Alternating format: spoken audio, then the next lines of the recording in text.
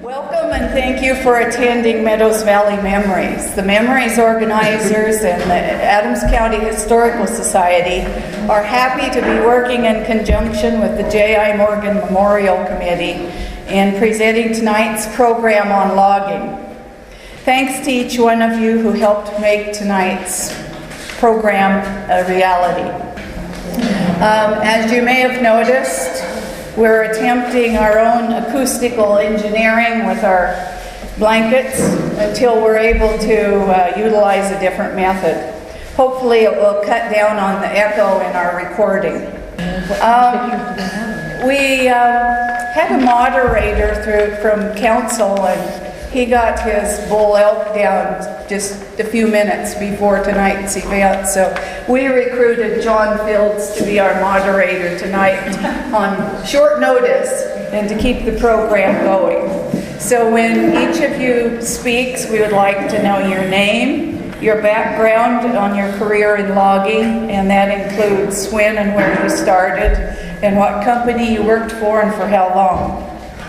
So John will keep everybody on track, okay? Thank you for helping us to save the history of our valley and one of the most important industries in Meadows Valley. So let's give our panelists and John a big hand.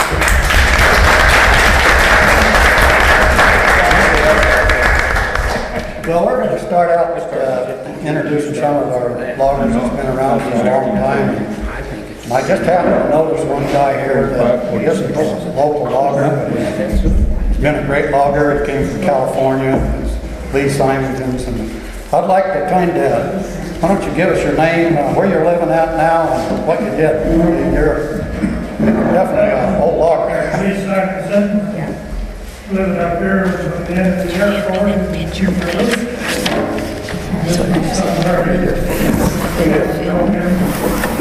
Would you like I'm another valley logger, but I just started logging in 1937. That's good. As a gyppo, I understand, Morgan is known as the world's largest gyppo logger. At least come along. Thanks, Lee. Larry, you got a few words since you're sitting by your famous logger's father? Well, yeah, I started running equipment logging when I was 14. We logged down in Northern California for, I guess, Kurt White moved up here to build chemical metals. I know we did work with J.I. Morgan quite a bit on construction and stuff and chemical metals. But yeah, I spent almost 40 years logging. Only mainly in the construction of spend years. Thank you, Larry. Claude? When you got started? Claude Fields. In 1955, I started to work for Morgan at South Idaho, and as a sawyer at that time, they told me that if I could cut 20 trees a day, I could top sawyer. And now you got but anyway, and I worked for Morgan over 30 years straight, cutting logs. Else, anybody got anything to say about yourself? Haven't heard? You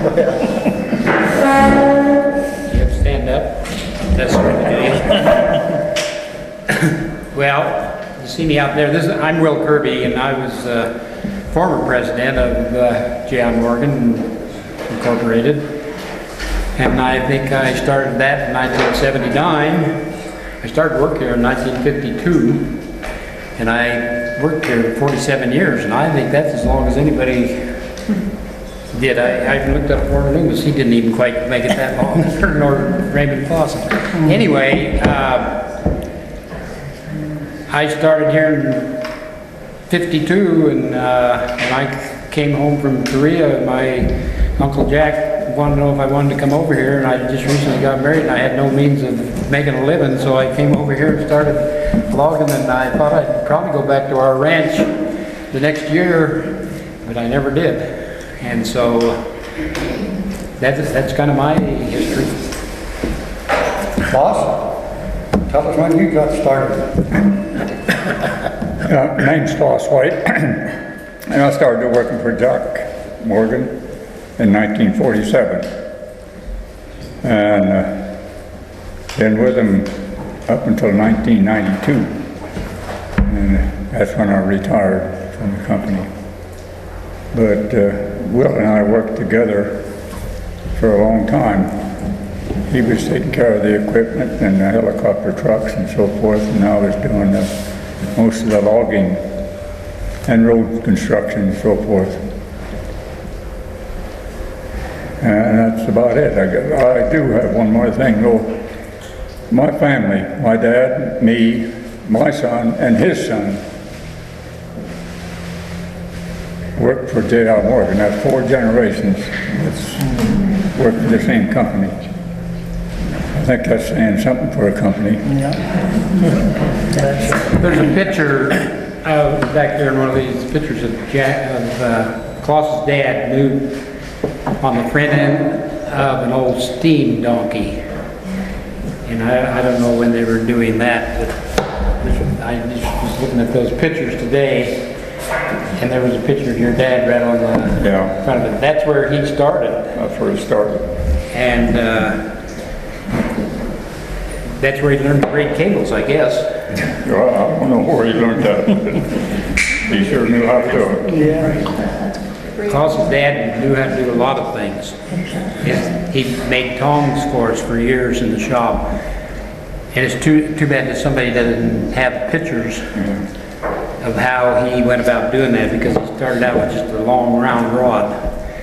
We had a trip hammer over there that he found those things out flat. Somebody said, well, you know, he was so good with that he could put an egg in there and crack it, because if you let it come clear down, it come down with about 50,000 pounds of force. But he could stop it where the egg was and crack it. Anyway, he made tongs and he braided cables. And I have a story about that too. It seems like this was when Middlecoff was the shop foreman, and Newt used to make these endless cables. They were made out of about, what, inch or inch and a quarter, which is a big cable. And they were, when he got done, they were an endless loop. It was just like a hula thing. There wasn't a piece of cable sticking out of it anywhere, but he braided it all back together, and we used them on the D8s. We'd run them through with clevis and time to a stump when one of them would get broke. Anyway, Newt got ill one time, and they were getting low on the cables, and Jack Morgan went to Middlecoff and said, got to make some more of those. And Middlecoff says, I don't know how to make them. And he says, well, you're a shop foreman, you ought to. And Middlecoff says, well, you've been here longer than I have. Anyway, they took a small piece of cable. They went over to his house, by his bedside, and had him show him how to braid this cable together.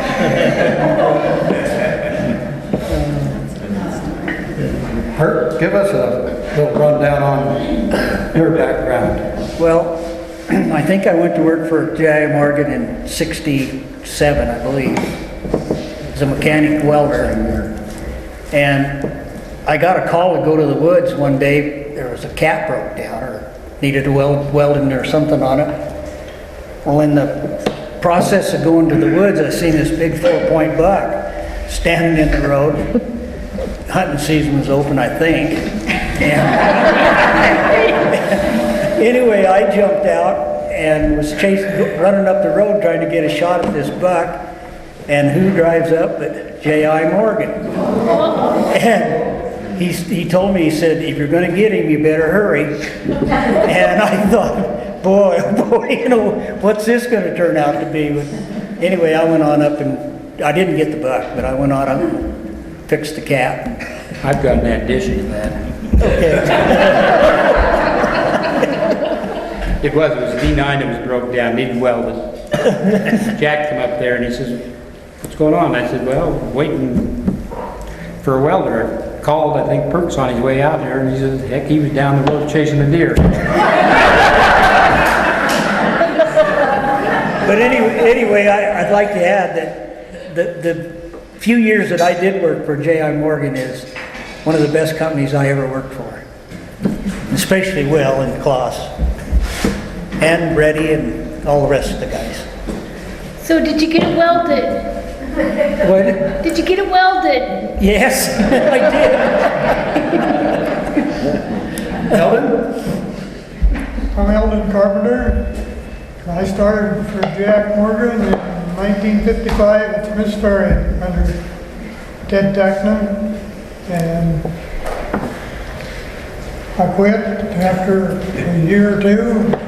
Went to work with my brother-in-law. That didn't work out, so I come back and they put me back to work. And I decided still the grass was greener on the other side of the fence, so I quit again. That didn't work out, so I come back and this time I stayed. I run speeder and load log most of the time. Part of the time drove cats, hidden cat. And then up to the time I was a logging foreman until I retired. Well, Jeff Herring? I don't have anything to say. Thank you.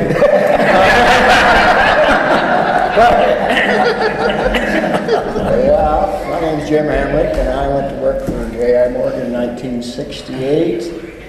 I think that was the year. And till 1983. And I done mostly high lead skidding and jammer skidding, and real good years. I had lots of fun and had lots of nice people to work with, and it always reminded me of when Klaus and I were, 7, 8 years old. We used to walk cabarting up the schoolhouse on the old railroad track in the wintertime. And this gal, Cecilia Ross, I don't know if you knew Bill Ross's sister. She'd take Klaus and I and both of us shove our face in the snow in the school. Nothing they could do about it. Well, they didn't deserve it either. No, we didn't do a thing. Anyway, it was wonderful years, and I still remember all of it, so. Well, George, you're an old logger. I'm old. I'm George Conger, and I started logging in '65 in Washington State for Fred Webb logging. In fact, that's how I ended up in this country when they came over and logged for Evergreen Forest Products in 1970. And then in '74, I started my own company and just sold out. So I did work for J.I. Morgan a couple weeks back at Deadwood. I was bunking with Eldon. I was sawing logs back there on the, what was that, the Mary Jane sale or something, when we were back there. And about the only J.I. Morgan sale I have is the fallers all came in early, or got through early. We didn't come in early. Hoot and Jim Brandstetter were bunking together. And Jim was complaining about Hoot's boot smell. And they were going round and round. They were drinking a little beer probably in this process. Pretty soon there goes Hoot's boots right out of the bunkhouse out in the middle of the yard. They were still going at it. So. And Jim was right. Hoot's boots did stick. Well, I see another logger, Tom, he worked for us. Tom, give us a little background on you. My name is Tom Shawcroft. I came here in '72 on vacation, and we thought maybe this was the type to live. Everybody I talked to said, if you're going to go to work here, go to work for Morgan. You might as well start at the best, don't work your way up. And kept calling. We went back home and called all winter long, talked to Vinny, and how's it going? She said, oh, we got about 6 foot of snow, we're still working. When you coming?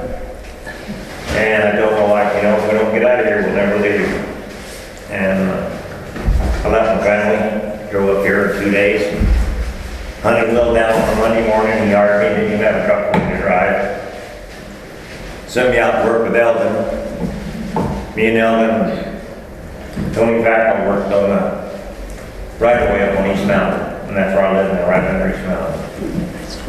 You know, Elvin, Tony and me, we hauled right away off that new road. Tony got me up on the log one day and handed me a chainsaw, and I'm standing out on the log trying to start it. Elvin shut her down, shut his link belt. I said, you know, Tom, maybe you better just keep hold of that axe for a few more days before we give you a chainsaw. And then they sent me to work watering a truck, watering rolls in that landmark. And then Jerry Ray was our truck boss there. He was Studebaker's out. And I had a family over in Cascade, and Jerry said, I want you to do Meadows. Eldon said, well, why are you doing that to him? He said, just as far as right either way. He said, I don't care, I want him to do Meadows. That's how I ended up in New Meadows. And we bought property in Cascade and couldn't get a well or sewer in, so we lived right here on Front Street here, right across from Lumis's, here on Commercial. Before my family got here, I lived in the bunkhouse down the street. I understand it's still being used to this day. And good years, good working, good people to work for, good bosses, treated like friends and family. I live out close to Will's mom's place. His sister lived close to me. Jack was a real good boss. Didn't have to work for him. Treated everybody fair. Thank you, Tom. Well, I'm John Fields, what they said. I started John Morgan in June of 1956. Got off to a rough start in Crouch, Idaho. Got there early in the morning. I was early. I was young, but I was early. And run into the cookhouse to have breakfast. And I sat down in the first seat that was open, and right through the door, I hadn't any more than sat down. Ted Millspaw walked in, grabbed me by the shirt collar and the belt buckle, and throwed me out the door. I got up, walked back in because I thought I was hungry. Walked about halfway back into the dining hall, and there was a place open, and I sat down there. Hadn't any more than sat down there. There was a guy named Joaquin Hart. He started screaming at me. He was a Basco. And he said he could speak English, but all I knew, I was supposed to get the hell out of there. But I was in the wrong chair. Finally decided that your first day of work, he went home to the back, sat in the back corner, and nobody run me out of there. So that's how I started to work for J.I. Morgan. And I can honestly say that I had a lot of fun. I worked down there, a lot of things that I got to do, work with a lot of great people and everything. So that's how I got started, being thrown out the first day. But anyway, since that we know all of these great people that's been loggers and everything, I think that I'd like to maybe have Will say a few words about the progress of equipment that has transpired that was either built or made in the J.I. Morgan shop here at New Meadows. And Take maybe somebody else. time to think about that, John. Yeah, there was a lot of changes. One change was, to start with, when New Meadows moved here, I think I mentioned before, they were only supposed to be here for 4 or 5 years, and they logged these draws and so forth out, and that was one of my first jobs, was picking up steel on these railroad grades, and that was quite a crew because we had a Shay and Pearl Fritzley run a loading rig, and we'd go to the end of the track and start dragging them up on a car, and we did that one whole summer. But anyway, when it changed, it was logging trucks come into being, and from then on we hauled logs where and went to get logs that trains couldn't even get to, and built roads and so forth. And when I first started here, the cats were just like this old one that's sitting outside the depot over here, and they were good cats, kind of cross run, and we skidded logs and so forth, but it wasn't too many years. That's what I started out doing, was driving cat. That's what I always said. They tried me on about 5 different jobs, couldn't do any of them. So they finally made me into equipment, and it wasn't too long after that that the new trucks, or new type cats, came into being. And to work on those old cats was just the mechanic, John Dillon and Ray Clausen and Elmer Bauk and those people. Those cats had been around for years. They knew every nut and bolt in them. But that's one thing that Jack did and Ed did for me, was when this new equipment started coming out, I went back to Caterpillar and was with Caterpillar factory men when we bought new cats to come out here. So that was a whole different thing. And then that progressed on up, and cats have really changed since then. I'm kind of dense on them now. I wouldn't know these new ones, all the hydraulics and stuff they got on. I do have one story. The first hydraulic cat that we ever had, we always had the cable dozer lift blades, and they run with a cable. And so we come up with the idea of putting a spool up on the corner of the cat, so that when a dozer cable broke, it was usually at the far end of it, you wouldn't have to throw the whole thing away. You could just spool some off the spool and redo the thing. And I remember when the first hydraulic one come out, and Elmer Bauk, he was kind of a character. He got Middlecoff and Jack out there, and he says, "Where are we going to put the cable spool?" They looked all over that cat. Anyway, that was the Elmer Bauk joke. From there, we did experimenting with tree shears, and we built probably the very first tree shear even built in the industry. And we put them on the front of the cat, and then they come out with a chain drive shear that was different. Klaus and I went up to Canada. I've never been so cold in all my life. I don't know how those people stand it up there. It can be cold down here, but it's worse up there. You'd see people out there working with beards, and the ice was about as long as their beards was. And if they worked on a cat, they put it inside of a tent, because there was a wind that was blowing, and it was about 30 below, and the humidity. But anyway, we brought this shear, and that was a new thing, and we mounted that on the front of front end excavator, and that was something new that they had never done before. And then Jack come up with the idea of building a delimber, and the concept of that is what's progressed into the delimbers of today. And then along the way we got into cable logging, which went out about 2,000 feet. I think, wasn't it John? Probably. John was running the crew that we worked that off of. It was Nedco, and we built some hydraulic carriages in the shop, and they were the first hydraulic carriages. Those were kind of unique because I've got some movie film of those, because these carriages were radio controlled, and they'd go out on this tight line that they tied to a stump way out there, and it was suspended way up in the air.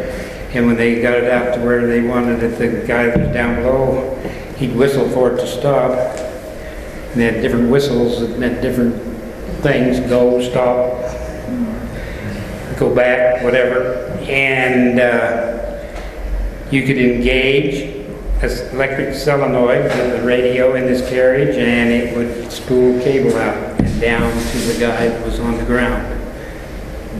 And we even had a patent on those for a while, but they were quite complicated, and then there was other things that come up, but there was other people that came up with hydraulic carriages and so forth after that, different kinds of carriages. And now they do it different than they did then. Most of what they used to do with the cable logging things are done with helicopters now. And the first helicopter that came into the country was down in Garden Valley, and it was in the middle of the winter, I know that, and Sells Paul was running a loading rig down there, and we were hauling the logs away from them. And I don't know how Sells Paul kept from freezing to death. Those helicopters would come in there and below zero, and had a cab on that rig that he was running, all glassed in with a heater like they are nowadays. That wind and snow would blow, and I was the landing man. I guess I didn't feel sorry for you, boss. I felt sorry for Sells. Anyway, that went on for quite a few years, and I can't think of any other things. There's several things that we built in the shop. The boom. Brush blades. Yeah, the Morgan boom, you know. What? The boom. That Morgan Heelan boom.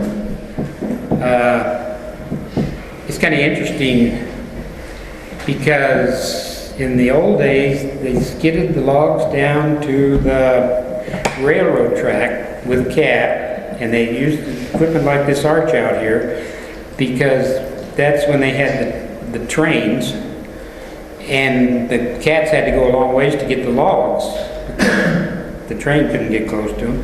So they used these kind of arches that they can haul 3 or 4 times the size of the load that you could just hook chokers on it. But anyway, that crane had a crotch line, and they would pick up the logs. There'd be a man on each end of the crotch line, and they'd put it on the railroad car. And then as it progressed, they'd come up with these loaders that were on rubber or tracks that traveled around.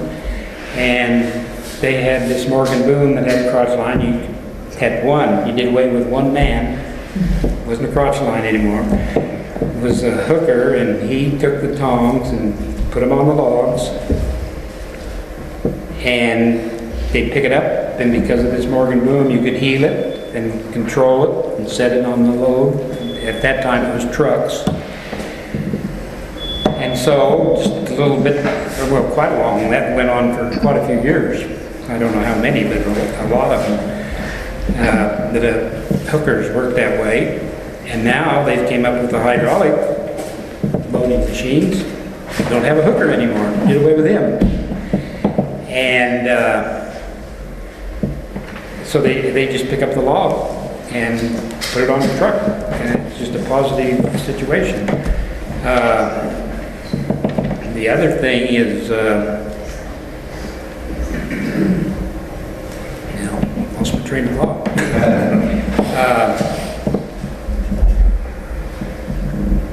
Well, anyway, that's what they do now, and it did away with those people. Then there was this mechanical logging, and we kind of engineered that too. Because of the shears. And then we did get a Hahn, that was a manufactured machine. And at that time, they'd come out with the rubber-tired skidders, and they had a big grapple on the back. So you had a shear in the woods that was cutting the log. You had the grapple that was picking up the bunch of logs that the shear did, and it took it down to where the Hahn was. There was nobody on the ground. It was all mechanical. Mm-hmm. And there's articles I see, Klaus and Kyle have done an article, a recent one that they've done about that. I haven't looked at all of it over there on the wall. But there was one about 15 or 20 years ago about Klaus and I in a lumberman's magazine about our operation and engineering this mechanical logging thing. So the J.M. Morgan Company kind of put that together. That's all I can think of right now. Well, thanks, Bill. I made the biggest boo-boo of my life. I just got a note here. I never had my brother Tom that locked, sitting in the back there.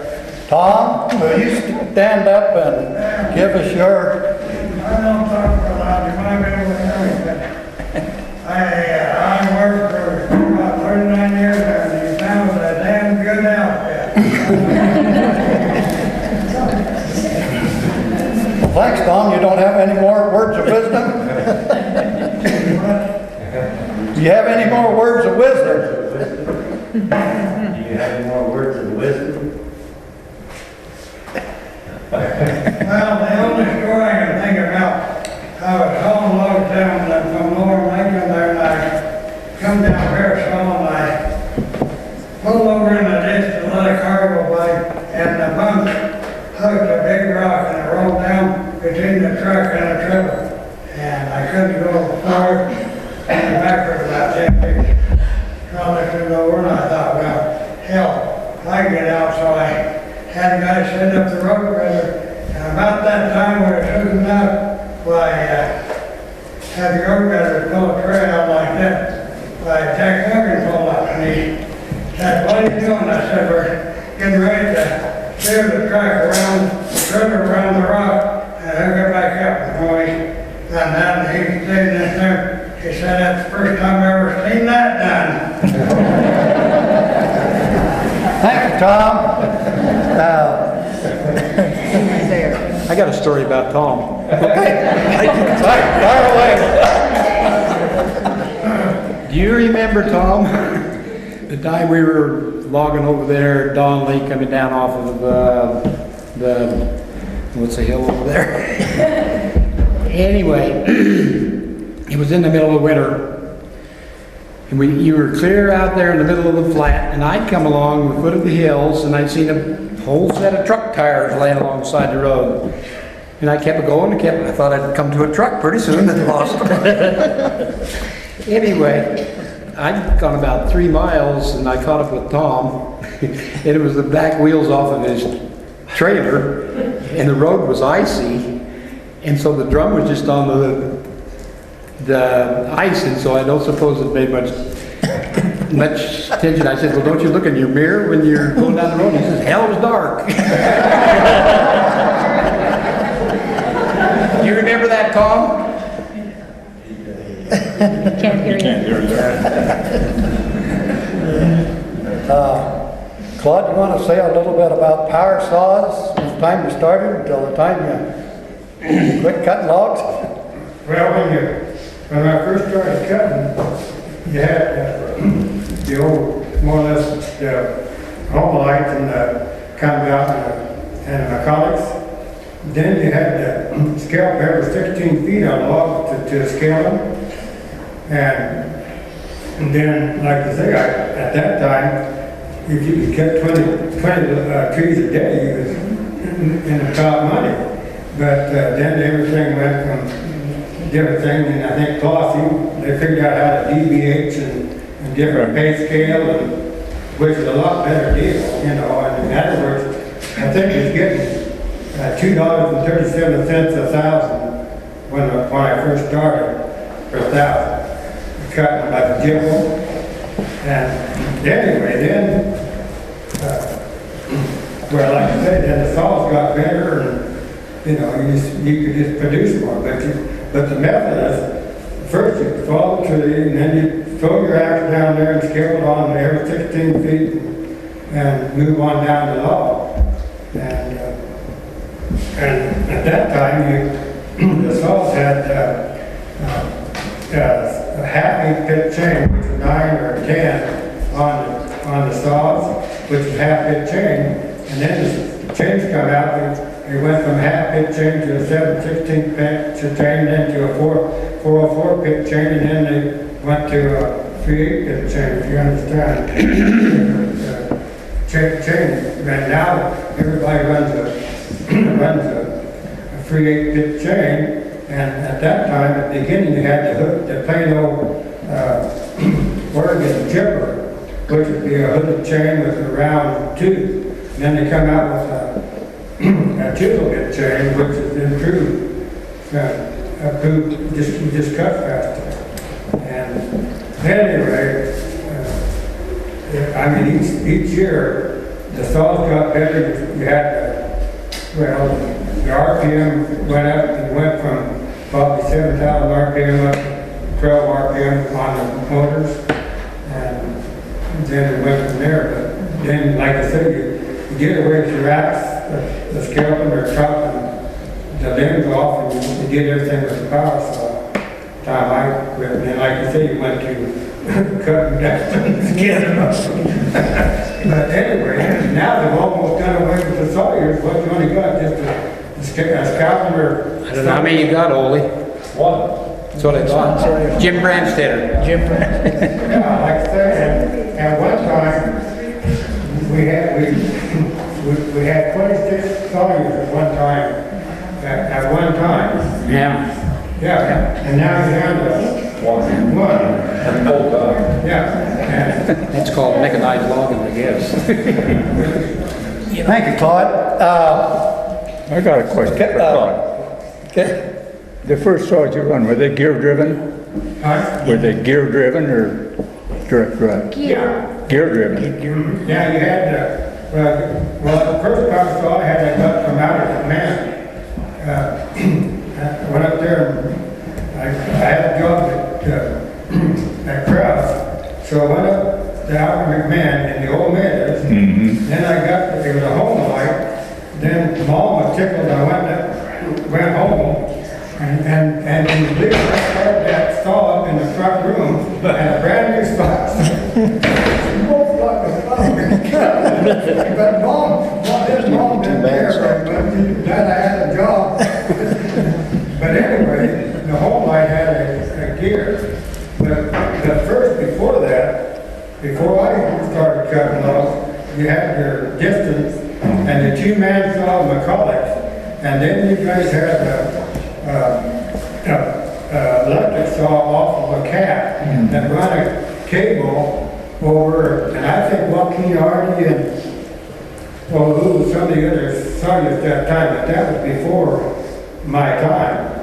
But in 1955, they had the 530 home light and the McCulloch was more or less at that time that we basically was a half big chain. That was a big chain. And then, like I said, they went on down and passed more speed. But anyway. From the gear driven, they went to direct drive, but made a lot faster chain. Yeah. Oh yeah, I mean, you're cutting, now we have a chain that just turn the RPM, because the saw now runs about 12,000 RPM. And then I think the other was about 7 or something. But anyway, I'm still, believe it or not, I haven't given up on chains. You know, I still horse around, go to horse field and try to compete against them guys. And this year, I didn't have a chain right, but last year, I placed third place in the chain division in North Pino. And I guess after being away from about 20 years, you should take around with the chain. But it has always fascinated me what makes a chain really cut. And I think I've done about everything you can do to a chain that can be done to make the thing cut. And anyway, but now it's a free 8-bit chain and a chisel bit, and then we're sandwiching it down where they cut a narrow curve. But anyway, Well, you got, Well, I was going to tell the story. I was going to ask Klaus, were you here when they had the electric saw? Were you working? No. It was before your time? I've got some pictures of that too, someplace, some movie pictures that Jack had taken. But they had a generator on that was direct drive on the back of a D4 cab. And the generator nowadays, they're 60 cycle. These I think the owner bought the two-man saws in, and then he sold it to the... That could be, but anyway, it was a different cycle than the electricity we use now. In fact, there were some of those generators over there here a few years ago. But I think there's some pictures in there, and I've got some movie pictures. Like you say, it was on a cab, and you had electric lines running around to where the saw was, and I don't think it was too satisfactory because I don't think they tried it for only a year. I think Bud Fay drove that cab. Is that right? And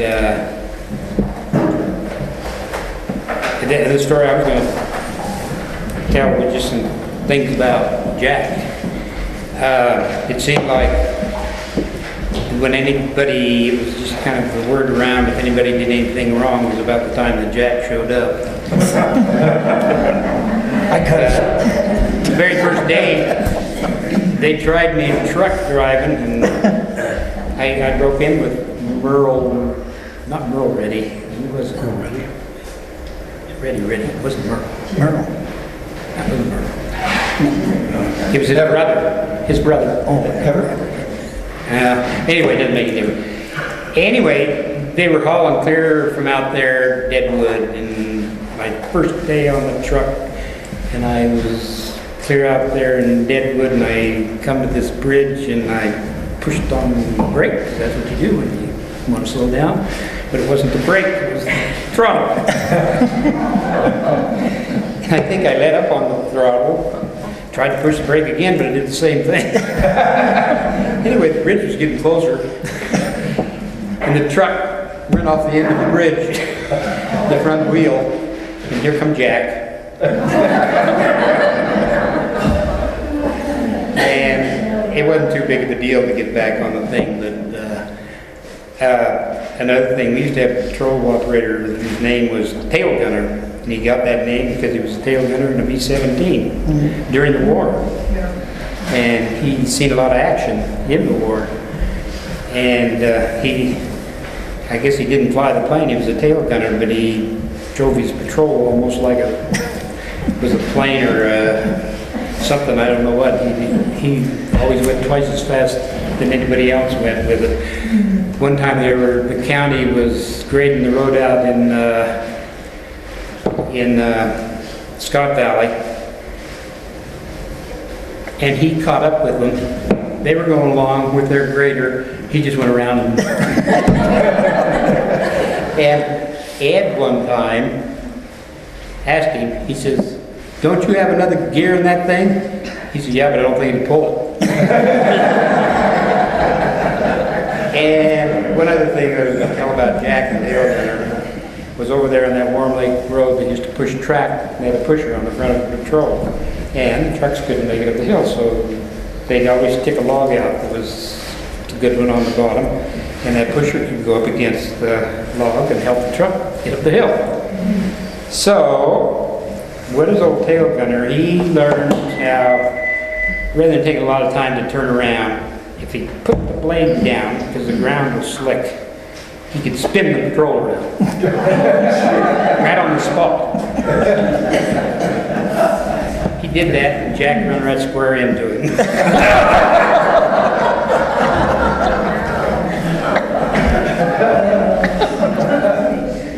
Those kind of things never ever bothered Jack near as much as if you left a bolt laying someplace. Yeah.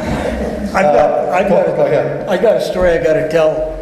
John was competing in the logging show and chopping, and so anyway, he'd been practicing quite a bit, and so he had this log, a certain size log, and we were all standing around on the landing, timing him to see how long it took him to chop through this piece of wood. Jack drives up. There the whole crew is watching John chop. But I got another little story that always kind of amazed me. Is Will talked about the first shear cat, the shear that they were building there in the shop, and Reddy and I were working on it. Reddy was working on a bell crank. Do you remember this? And he'd built two of them, and they just didn't seem to work right. So Jack came in, and Jerry was explaining to him what he was trying to do on this, make this bell crank work right. And so Jack, he went into the office, and pretty soon he come back with a drawing, and Reddy cut it out, and it worked. It worked, yeah. But he was, I didn't really know Jack that well, but he was quite a guy, I know that. He graduated in electrical engineering at University of Idaho, and his first job was in Warren, Idaho. They were changing the dredges over from, I suppose, steam to electric. And that's what he did for a couple of years out there. He was, that's what he was doing, I think, when he came back and started working for the company. But he has quite the stories about that because they never, don't have mail they got in there was by dog sled or airplane flying out, and he spent a couple of years in there.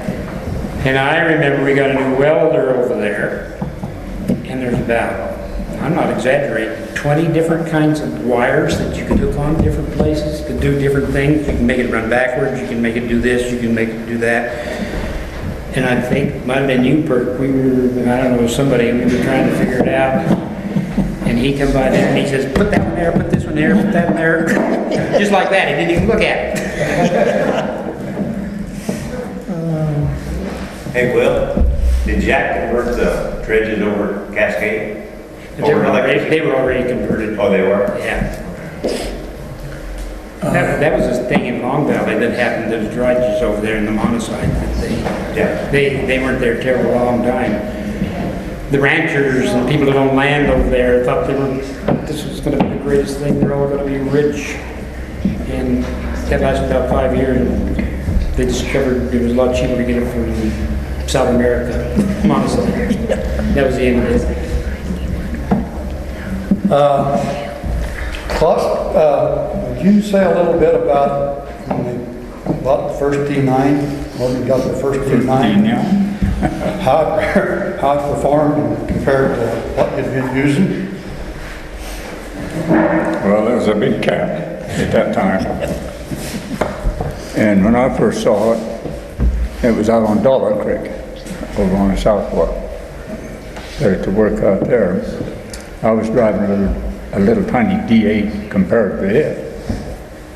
But it was quite an amazing machine at that time. You could drop the blade on fairly decent ground and build a road in one pass. It was an angle blade at the time. But it was quite a cap. I got a story about John too. Kind of pick on I got to pick on John tonight. Deer hunting season. No, it wasn't deer hunting season. Garden Valley. Anyway, had a road inspection that morning. John didn't know about it. Early that morning, him and the crew had went up there, and John had got real lucky and shot 3 deer. And he stuffed them one of them in a culvert, and he stuffed another one in a deck. You could still see it if you got on the end of the deck. I don't know what he did with the other one, but anyway, I had that road inspection that morning. And I thought, holy cats, there were guys coming up from Boise with this road inspection. They're going to force the people, they're going to see those deer, you know. And they had a habit at that time of looking in the culvert to make sure it was okay. Well, John had this one stuffed in the culvert. Well, the inspection went along fine. They never did look in that culvert. And if they seen that one of the deer, they never said anything. But it sure had me worried for a while. Well, the end of that story is, Boss never ever got angry, but he shouted at me. Hey, John. Yes. Tell them about your cow you blew up in Garden Valley. Yeah. Oh, my goodness. Well, anyway, we was, after I became a foreman, and I was pretty young, and we had our camp there at Crouch, Idaho, and we was there in the spring of the year, and cow died and floated up on the sandbar right back of our camp right there in the middle fork of the Payette River there. And God, everybody was bitching about the smell, and boy, I didn't know what to do about it. Anyway, we drove up the road to go to work that morning, and I just happened to drive by. We had a powder shed up there full of dynamite. And so I went on to work and got one of my cat drivers come back. His name was Rick Hasselston. And said, "Come on, Rick, we're going to get rid of that smell in camp." So we went down and got in the powder shed and got us a gunny sack full of dynamite. Blew up the deer. Went down. Cow. And this wasn't Dead just cow. little sticks of dynamite. Dead This was cow. just 2-inch, Cow. 18-inch. Blew up a cow. And You Well, it was blew up already- a cow. It was dead. it was a dead cow. It stunk like hell. I'm not gonna sleep tonight because now I know you blew up a cow.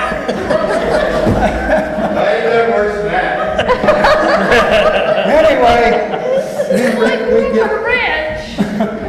Me and Rick gets down there and we drive up the upper side and sneak down. The wind was blowing down the river, and we packed our dynamite down there and got a shovel and dug under this cow, this old dead cow, and put in a pretty good charge.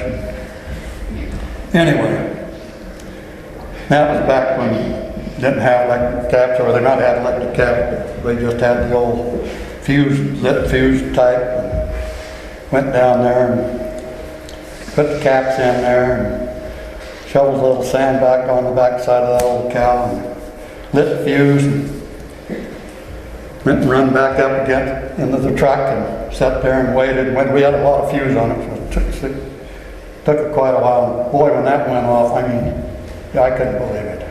There was just pink mist headed for heaven.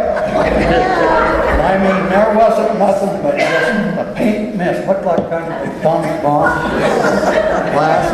Anyway, we got rid of the stink in Crouch, Idaho, and about that time we were sitting there floating over.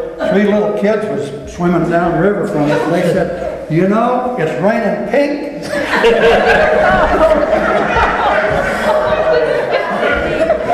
So, anyway.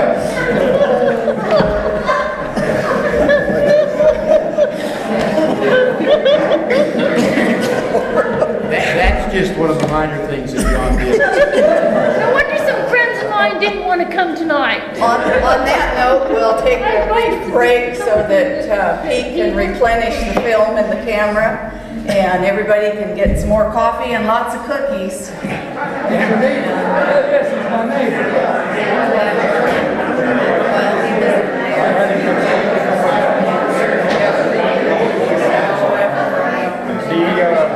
Started again on the second half of this. Before we get started, I think Goldie and Kyle decided they wasn't old vloggers, but they got a lot of gray hair anymore, so we don't mind sitting up here with the rest of us cruddy old guys. Why, we'd invite you up here at the table. Maybe you'll have some words. A bunch of empty chairs. There's some empty chairs up here. Goldie and Kyle, didn't mean to leave you out, right? Anyway, I've got this piece of plywood that has been in the company's office probably since 1949. In fact, December 25th, 1949. It's got a list of people that was working here for working at the time. And the way I understand it, they gave him a party, and they all signed this. Times it hadn't got too good probably back then, so they never ordered a $300 plaque or anything. They brought out a piece of plywood, drawn some lines on it, and there's some names on here that's probably still connected to the valley. The Ross family is well represented here. There's about 3 different Rosses on here. The White family. Newt White, signed this black. Ted Moore, part of them still around.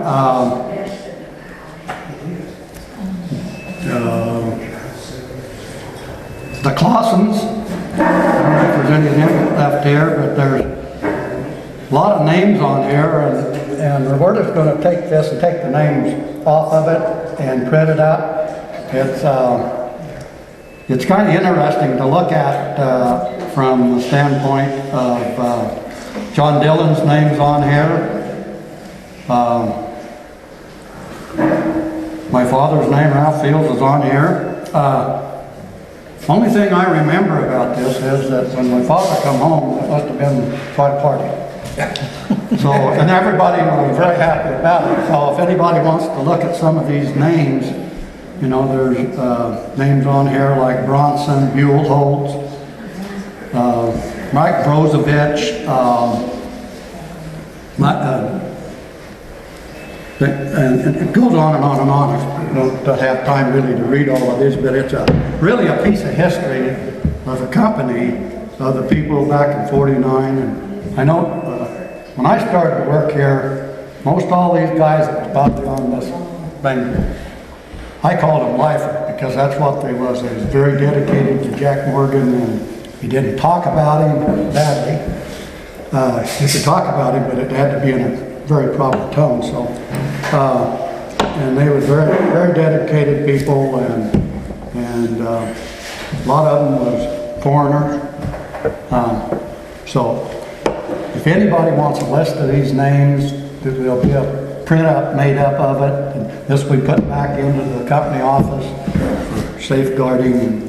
So, from that standpoint, I guess we ought to go around the table here and see if any Eldon is sitting next to me has got any words of wisdom or something exciting happening in your logging days that was very unusual, or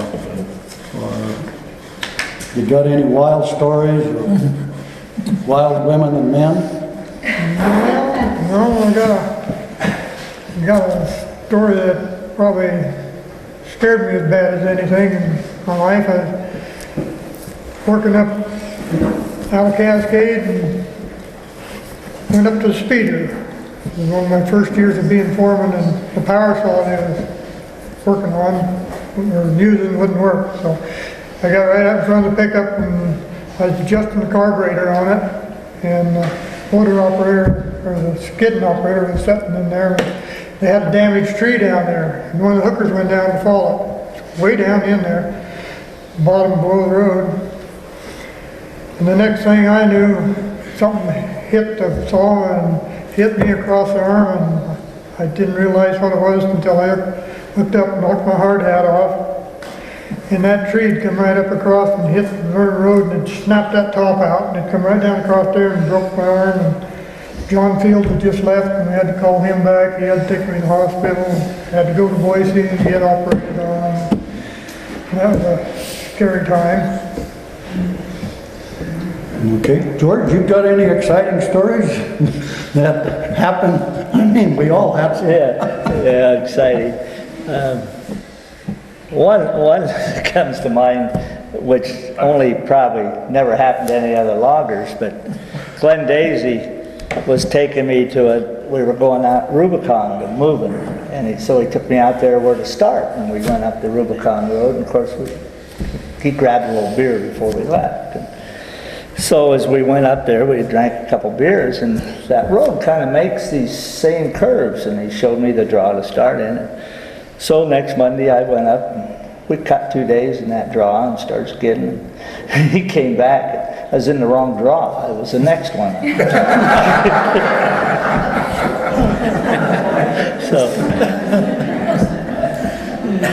Okay, we've all done that and been there. Well, I thought something might have happened before.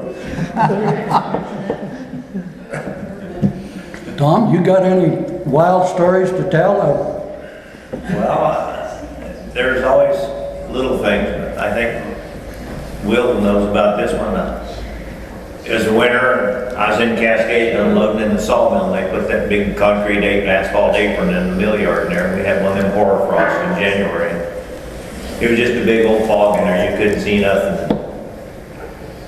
The unloader operator come up there with his 988 and Used up and bump my logs and I pull my wrappers off, and they had a strict policy, you gotta watch that operator face him, don't turn your back. I'm rolling up my wrappers and old Bruce, he backs up, opens it up, grabs them logs, and about then Bruce and the whole load and the truck just slide off that asphalt, and he's sticking straight up in the air. And about then that hoarfrost just lifted. Must have been a half a dozen unloading rigs in there, and all of a sudden just silent. Not a sound. And old Bruce, he's just straight up in the air. And he just kind of started releasing, and he just kind of settled down, set her on the ground. And Mill boss showed up and said, "We better go call your office." I called Will up and I said, "I think you better come over here to Cascade." He said, "What's the matter?" And I said, "Well, they just tipped my truck over in the mill yard." He said, "What?" I said, "Well, it's back on its feet now." And we'll come over and we drug it across the street, let it set for a couple hours. At that time, we had compression releases on all the old trucks, and just pull the compression release and turn her over a few times and let her set for an hour or so and turn her over some more. And then finally we fired her up and I said, "Well, you better go back and get your last load for the day." She'll make another trip. Where did Jim Hamlet go to? No. I know he had some stories to tell. Since I got Kyle and Ole up here, might make a couple of suggestions to some of us older, more experienced loggers of maybe how we ought to behave, or how we should have done it in the good old days or something. You got anything to say about that? I'd avoid water skiing. Okay. Been years ago, John and I were supposed to go to Colorado to look at possible logging job down there. Monday morning, I think it was, we loaded up and picked up and took off. Of course, I drove. If you ever rode with John, you always knew you wanted to drive. Anyway, gosh, it was an all-day trip down there. And I don't remember, did we look at it? I think we looked at it. We got there and went up and looked at a job that evening. John didn't walk around a whole lot. And finally we get back to the motel. Tells me he had a little water skiing accident. His knee was bothering him a little bit, so he pulls his pants down. He had a knee brace on that's got one of the holes right on the kneecap. And his knee is blue and sticking out about that far out from under the knee brace. And I couldn't believe he hadn't been lame once all day long. But I think it's got to hurt once he took the knee brace off. But it was a pretty miserable trip, I think, for John. But he tore his knee up pretty bad water skiing the weekend before.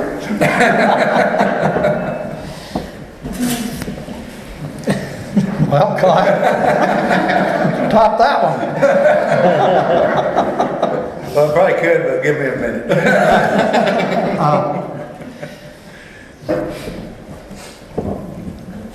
I'm thinking. Bert, you got? Yeah, I have, on you, yeah. Well, we used to water ski quite a bit up on North Beach, and John he could get higher than anybody off of the weight that we ever pulled behind us. But also, he could stand flat-footed and jump up on this table. And one night we were up in a yacht club, and I think we'd taken the kids to, I think it was 8th grade graduation or something like that. John decides to jump on top of them stainless steel warming tables. He made it, but everything in the warming table come out. Did they escort us out the door that night or what? Oh, I got back in next week.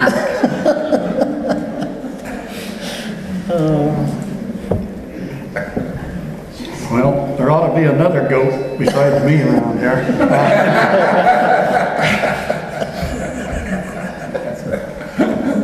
Well, probably talking about being scared and things, I've got one story to tell, and it's probably not the smartest story in the world.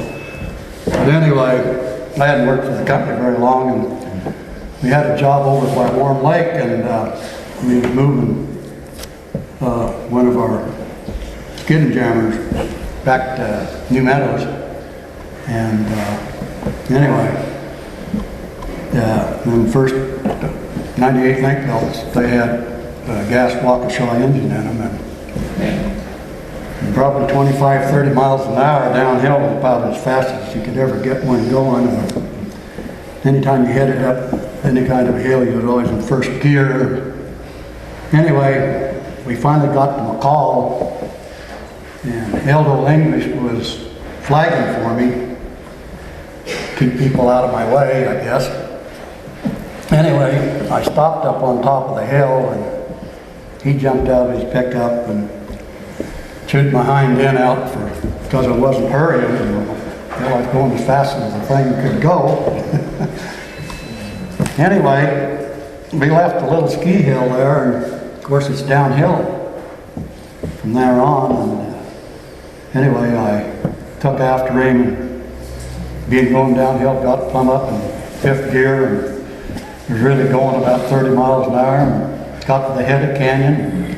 I never even slowed down. I just kept on jumping. Well, didn't take very long. Decided maybe I ought to slow down, and went a little ways. Brakes started smoking, and pretty soon they got like grease. The engine was getting revved up pretty tight by that time.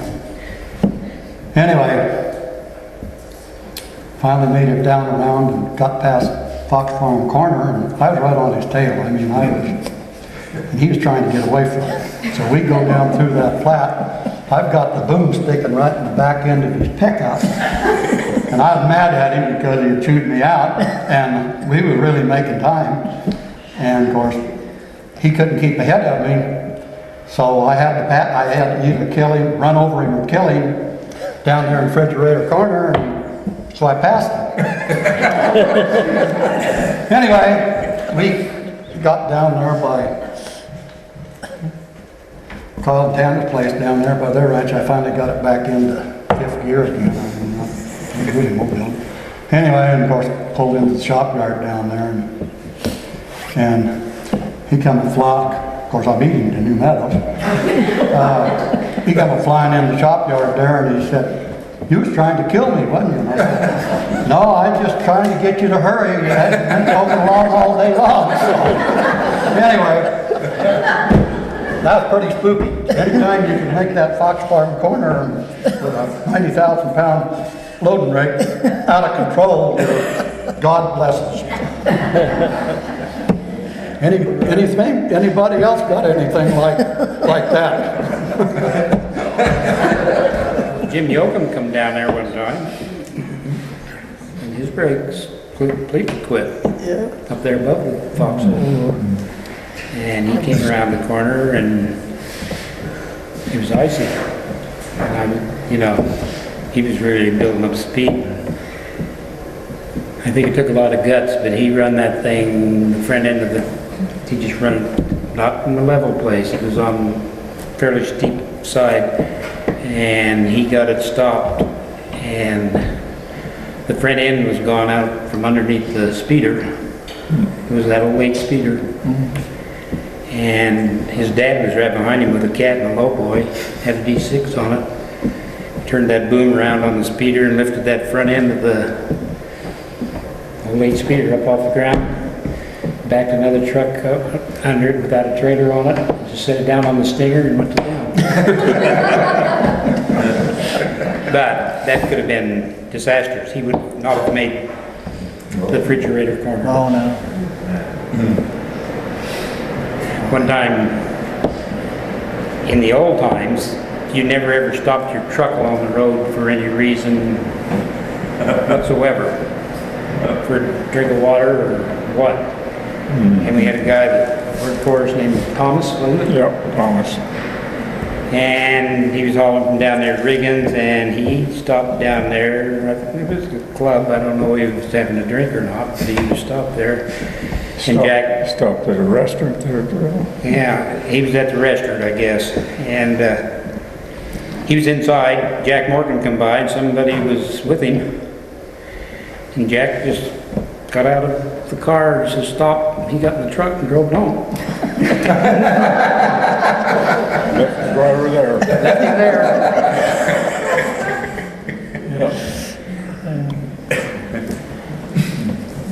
Well, I was luckier than I will. When I first met Jack, Will hired me and I was working around in that Studebaker saddle. We were having our trailer house moved over here to Cascade, or New Meadows, because we couldn't get a well in Cascade. So Will got me a lot to park on, and he said, well, call them trailer people in the morning and see, can they bring your trailer over here instead of Cascade? So, okay, so going in Bill Mill here and call, and I stopped there at the Shore Lodge and ran across the street to the phone, called the trailer people, and they said, yeah, we'll bring your trailer up, New Meadows. Okay, I hung up the phone, and I run across the street. Jack's leaning against the fender of his car, and I never met him. He says, truck broke? I went back and said, no, sir, truck's not broke. Well, I don't think it ought to be parked if it ain't broke, do you? If you never met Jack, you're looking up at Jack like this, and he's leaning against the front fender of that Riviera, picking his tooth with a toothpick. Mr. Morgan, he said, that's me. It's my truck. I said, well, let me explain what I'm doing. So I told him my story. He said, okay. He says, the office knows about this. I said, yes, sir. Mr. Kirby told me to do it. And he says, got a little time to make up, don't you? And I said, well, I'll drive through my lunch. How's that? That make us even? He said, yep. Well, that was one of the policies here. Everybody stopped for lunch.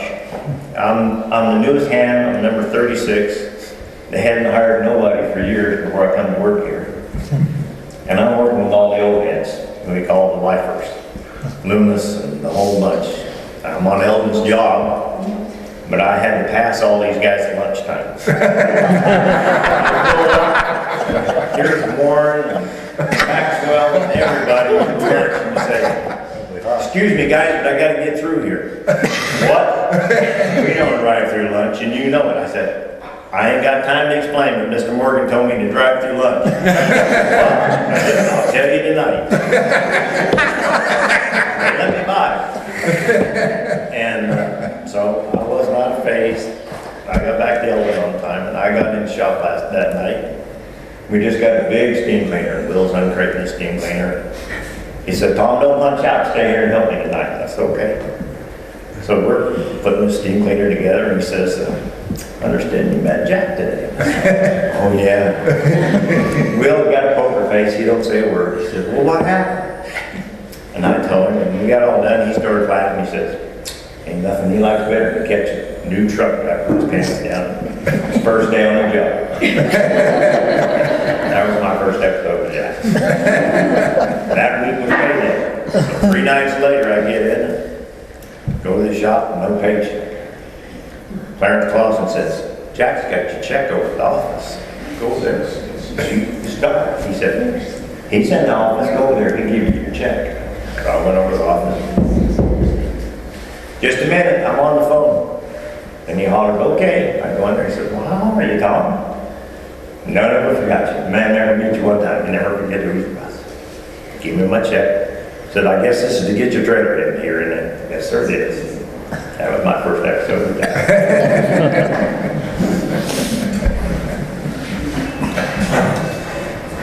George, you got another story you want to tell about logging? Oh, I don't know.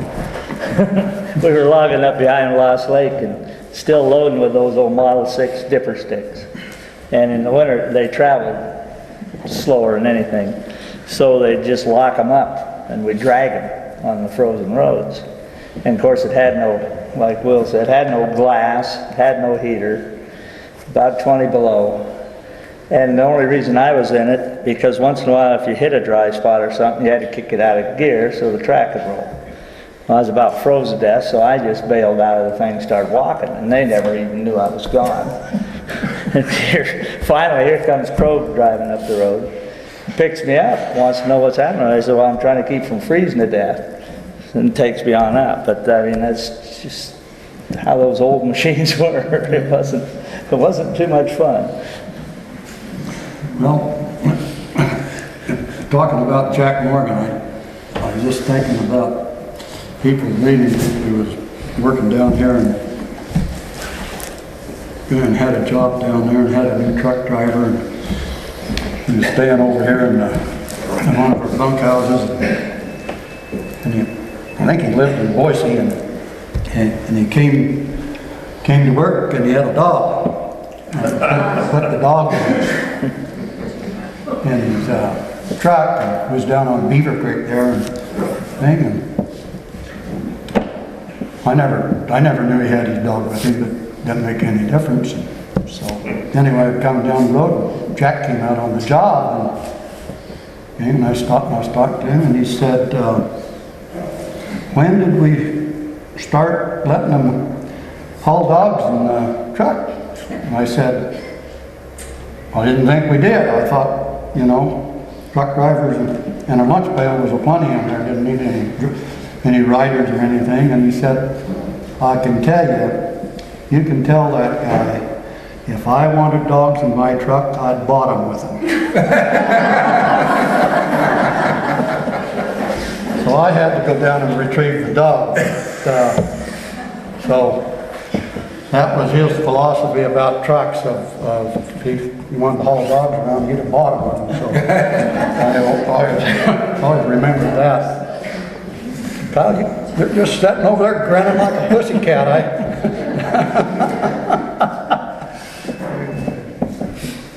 Go ahead. One thing we've never talked about, in 1983, we bought a mill in John Day, Oregon. And that was quite a feat. It was bought between Brown Tie and Lumber and J.M. Morgan. And Warren Brown called me and said, why don't you buy the John Day mill? And I said, that was kind of a shock. And so he said, we're having a meeting in Boise, I think it was the next day, and he said, there's a wood grain molding that we've been talking to, but he says, if you guys want to get in on it, he says, you can do it. And that was the last time I talked to Warren Brown, so it was through Judd DeBoer that we did the dealing. And what made it so complicated was it was Hines Lumber. They owned the mill in John Day. They owned the mill in Hines, which was a very large mill. They would not sell them separately. And they stuck to their guns. We said, well, we could buy it, they could buy it. So we had lawyers, CPAs, we even had lawyers in San Francisco working on it. And it was very, very complicated. The bank and the lawyers and the CPAs and the union people that were experienced in union, because that was a union over there. Anyway, the same day that that whole thing was transacted, everything was split out within an hour after they did it. And it was all arranged to do. Anyway, that mill over there was very successful for 10 years. It was we bought it in 83 and I think we sold it in 93. And when we went over there, there was an allowable cut of 240 million board feet. And 2 years after we left there, there was an allowable cut of 17 million. So we got out at the right time. Yeah. We could see the writing on the wall that it was going to be gone. Jack was never really in favor of that mill thing. Yeah, he was after it was successful. Well, until about the last 2 years, yeah, he finally said, well, I guess it's going to make it. Anyway, helped a lot of us retire. Yeah, Kyle and Ole went over there and painted the, did you paint the Shop? It's been a few years ago. Sand and scrape. Sand, scrape. They was in a training session at that time. They got the good jobs, like scraping. Well, anyway, I got a story to talk about John Day. It just come to my mind. But anyway, Will come and said, you know, we've got to jump all these hoops, and we're going to set up an employment office over there, and want you and Kyle, Tanner to go over there and set this office up because we had to take applications from things that was for several reasons, and so we went over there and set up an office over there, and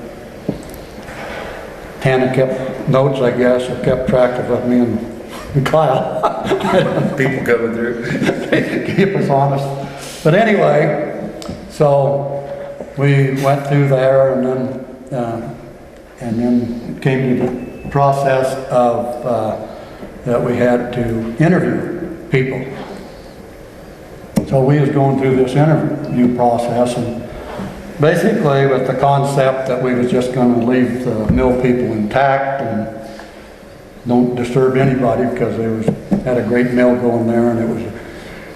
But anyway, we interviewed these guys, and of course, to make it look like that we wasn't going to give everybody a chance. Well, but anyway, we brought in the mill people that actually was working there, and I was interviewing these people. This one guy came in there, and he goes, pretty guy, and he'd worked for Heinz Lumber Company for probably 30 years, sawmill business, knew everything there was about it. I was asking him a few questions, and pretty soon he looked up and he said, Mr. Fields, he said, I can tell you don't know a damn thing about a sawmill. But, he said, and I don't even care if you hire me. He said, but if you ever get in trouble, he said, I'd be tickled to death to help you out.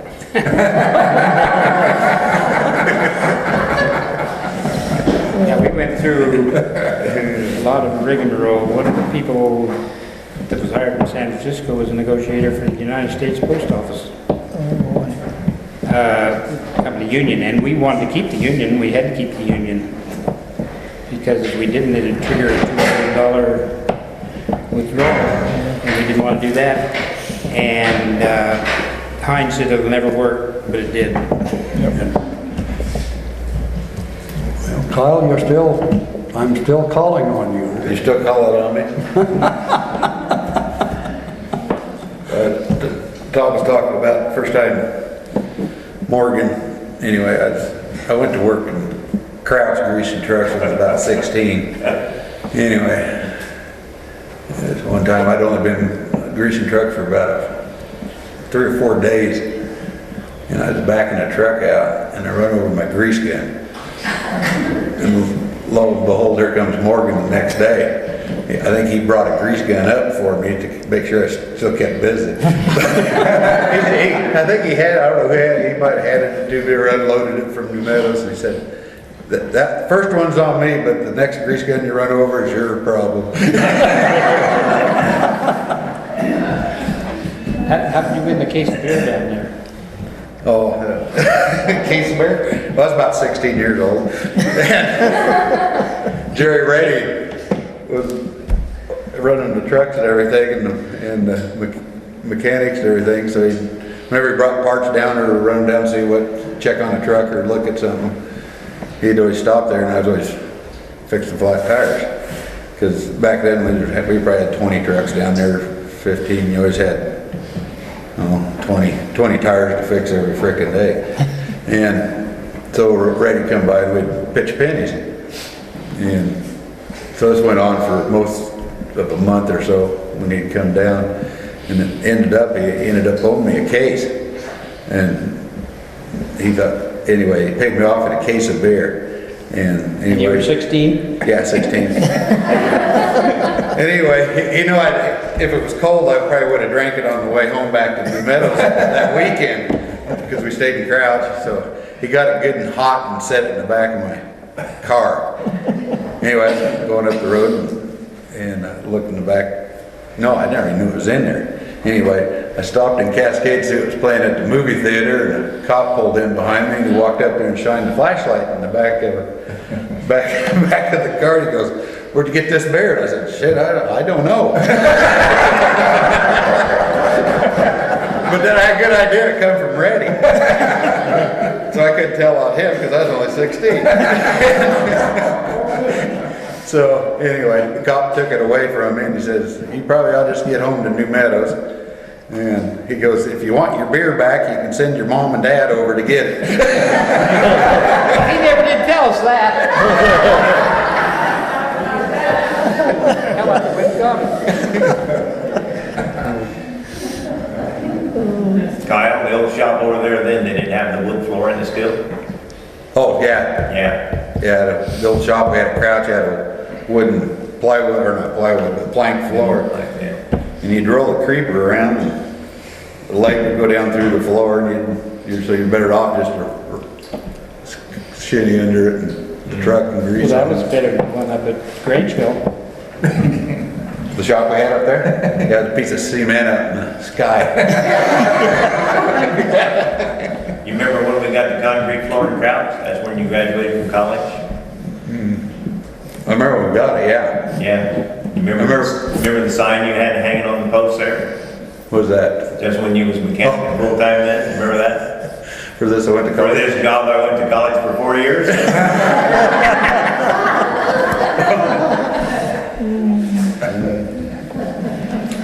One time Will sent me over to Cascade to broke an axle on one of the trailers.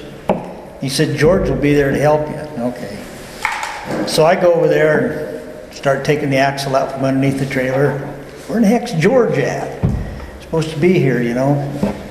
And time went on and I was welding the axle and I had to go back in the parts room for something and I had a big rag box back there. Here's George asleep in a rag box. Get up, George! You're supposed to be helping me.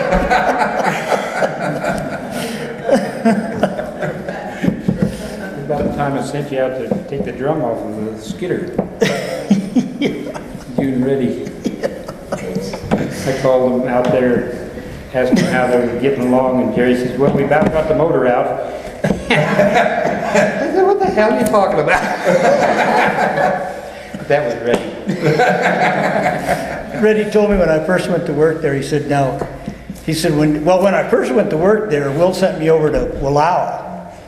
And the day I got there, it was pouring down rain and they broke a vertical swing shaft and speeder. And there we were out there the first day I was there working on that speeder.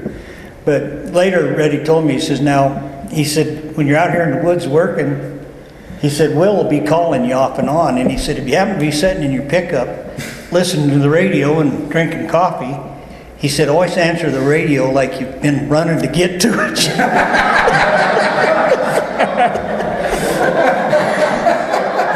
And that's what we do.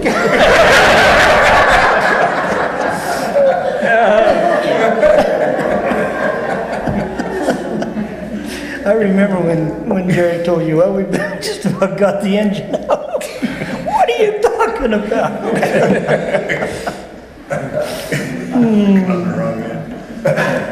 Yeah, you think of all, I mean, it's always a pleasure to me to think of what good times we had good jobs, and we all thought we was pretty smart, and of course, Will being our glorious leader, we always kind of like to have a lot of fun with him because he'd always, immediately if you accused him or done say something, he'd react like that, you know, and then before he ever thought. So anyway, this is way back when, and he just got a brand new black Chrysler, and all of us guys go around and we refer to Will's black Chrysler as the mafia wagon.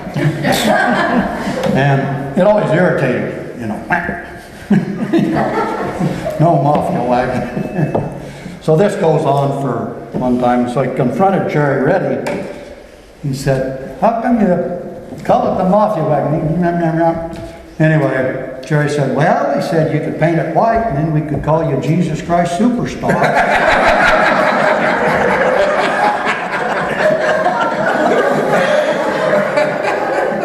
So, anyway, I think it's worldwide that loggers have worked hard, played hard, and really basically had a lot of fun doing their work. It was just amazing to me to think that all the things that's happened here, and since I've been big enough to remember of the logging industry, we refer to loggers as loggerheads, but they must have been damn smart loggerheads, because it just amazes me all the things that's been developed from the time that they started logging with oxen and stuff. And you look back through the history of the logging industry, and there's so many inventions that's came out of the logging families and logging camps, and how they progressed. And it's just amazing to me that people that worked that hard physically back in the years past and developed all of the equipment up to today. And like Will said earlier, it's just amazing. We went from the logging community to basically everything's done mechanically, and there's no people on the ground and stuff like that. And there's been so many, a lot of them was little things, but you take and look at this cat we have out here displayed with the old arch on it, and it was in the era of the train logging, and you look at the logging equipment today with slide boom, hydraulic slide boom delimbers and all things, and the technical things that have to support, that has to go along with that type of equipment. You know, you've got to be an engineer to understand the electricity and the hydraulics and stuff that's all goes along with it. So, I mean, it's always been gratifying to me to think of our company and everything and what was developed here, and there's no doubt about it, we had a lot of fun. We played hard, we worked hard, and like to say, Klaus only got mad at me once. That's pretty good in 40 years. I mean, he might have been disgusted a lot of times, but he wasn't mad. So anyway, anybody else got some more good stories they want to tell? Hey, if any of you women got any stories you want to bring to the table? Not that Roberta stuff. That's enough. He brought a lot of folks with the lunch pail. So when he brought his lunch from home, I never ever wanted to open the darn thing, because I always knew they were going to get even with something that he did. Roberta called me one time and wanted to know where John was. And she says, well, he's supposed to be home 2 nights ago. And I said, well, he's out at Yellow Pine. They had some problems out there. And she says, well, his supper's getting really cold. She said, when you see him, tell him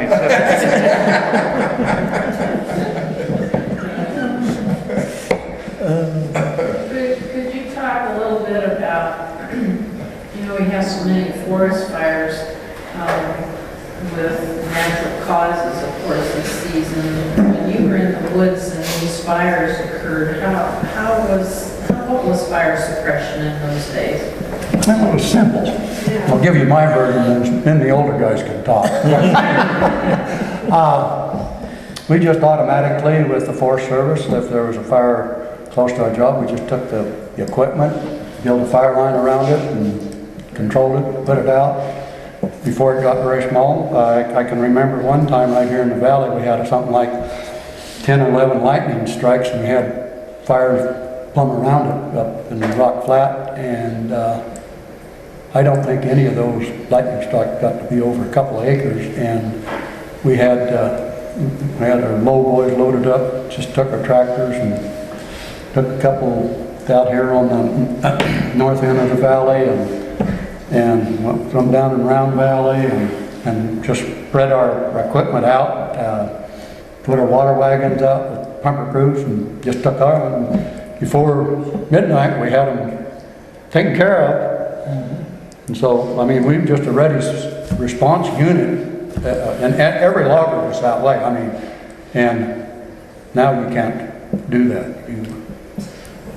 How the system worked was, when I first started working here, when I got to where I was in management, and this is the way it had worked and worked for years, was Boise Cascade had to lay out to the Forest Service on federal ground anywhere, not on their own.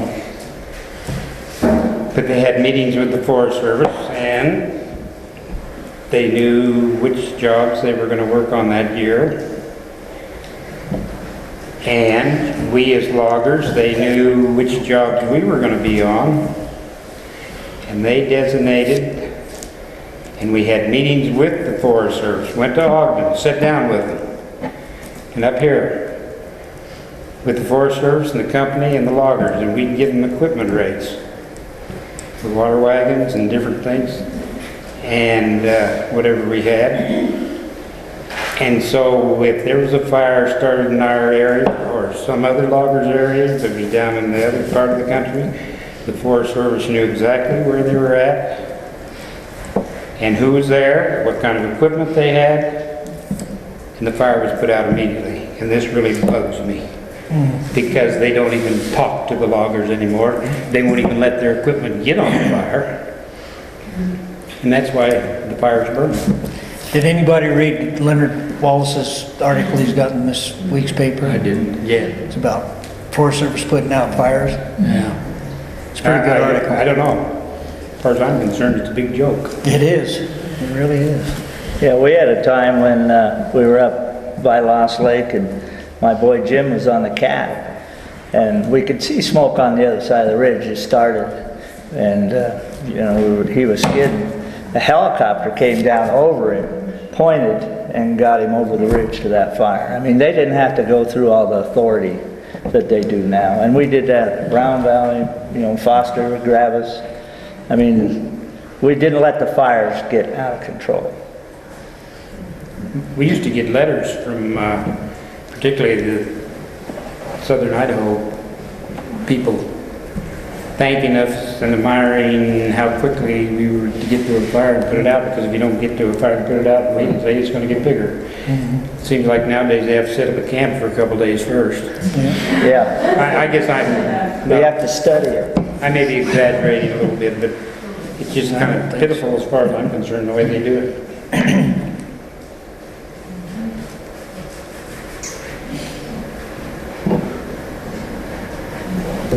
Are we out of stories? Yep. We can tell I think it's time to go home. John, you can tell stories on Mouse, he's not here to defend himself. Oh, I'm not going to start on that. He'd probably hear about it and you know, chastise me tomorrow. But anyway, I guess I think we'll close this down now. Seems like everybody's run out of stories tonight, and we want to thank all the people that came tonight. I guess personally myself was very proud of the dedication out here at the Rock for the J.M. Morgan Inc. and its employees down through the years.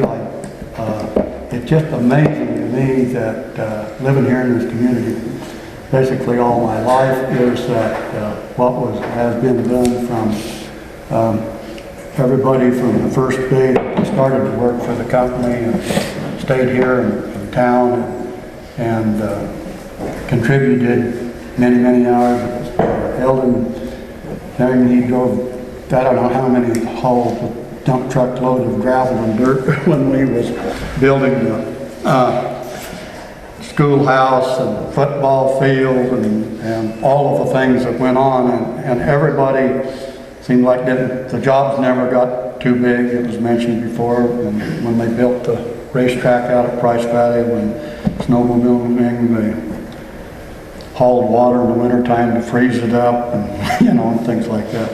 So I'm just thankful that I'm here to listen to all my friend bloggers, and they definitely are my friends.